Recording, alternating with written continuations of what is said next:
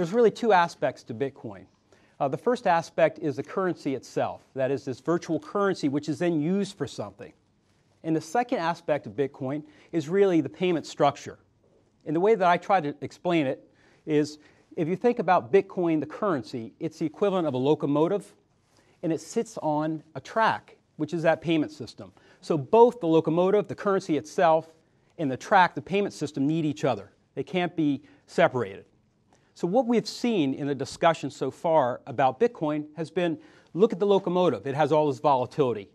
And now in the last month, we've focused on the infrastructure. We've looked at the rails and we've said, well, maybe they're not as sturdy as they should be. Mt. Gox was a great example. In particular, the cyber attacks that took 3 exchanges down one by one. And finally, we see $500 million stolen. And that's in regard to infrastructure. So in essence, we have these two variables which are constantly moving that we're trying to understand. Now, one last thing about Bitcoin, which is extremely important. When Bitcoin was created, it was created with many unique innovations. One was actually what we call a blockchain. The blockchain itself, in the sense of its mathematics, in its coding, was marvelous in the sense that it created this transparency in the marketplace. So we could actually go online and look at the blockchain and see every transaction from the very beginning, from that first transaction I mentioned in January 2009, all the way through transactions to today. So on one hand, we can say that this currency itself is very transparent. But on the other hand, it's anonymous.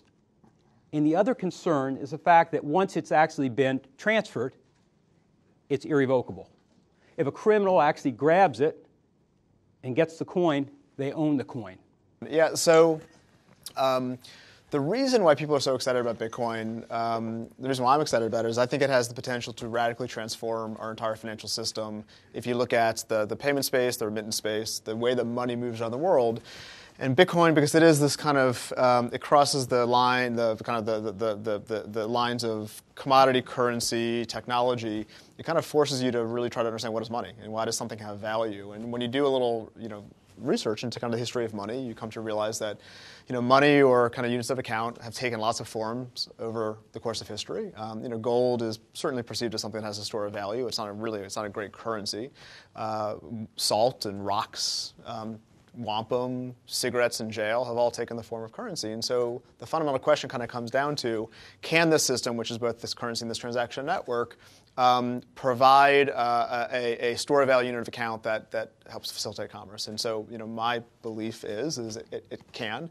But I do believe that Bitcoin specifically, the outcome is going to be binary. It is either going to become this global currency, this global store of value, this global remittance platform, this global payment system, this global money transfer network, or it's not. And from an investment perspective, it is pretty much the highest risk, highest return investment that you can possibly make, because it's either going to be zero or it's going to be many times your investment. So let's talk a little bit how it does play out, because this is, I think, the million-dollar question. People have described where we are today as the first inning, right, of a 9-inning game, and that where we end up may look a lot different from where we are today. So, what does the future hold? So I think one of the basic, a couple of basic truths that I keep reminding myself as I look at Bitcoin are, A, the leaders coming out of a crisis are rarely the same as the leaders that enter a crisis. And if we can look at the Federal Reserve and fiat currency and central banks as one of the problems that we can use Bitcoin to solve, then all of a sudden I start to get a little bit more excited about the potential for Bitcoin. So that being one of them, the leaders coming out are rarely the same as the leaders going in. But also, I look at where we're going, and ultimately the adaptation of Bitcoin in terms of getting there is something that genuinely we can get excited about. Maybe not in its current form, but as a process going forward. So I think the challenge and where we're going to go in the future is we have to actually improve the security of that system if it's going to be relied on. If it's going to be a currency, a nationless currency, where it's going to be outside of banking control, then we have to have 100% fail-safe. And we don't have that yet.